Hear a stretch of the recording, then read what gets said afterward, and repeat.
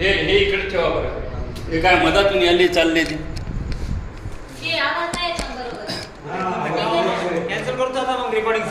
करून टाका सगळे कॅन्सल. मग काय करायचं इथून मी तिथून तुम्ही मधातून यायले चालले ना. कोण चाललंय ठेवा नाही नियम तोडायला म्हणजे आपल्या क्लबचं नाव मोठं करायचं की नाही.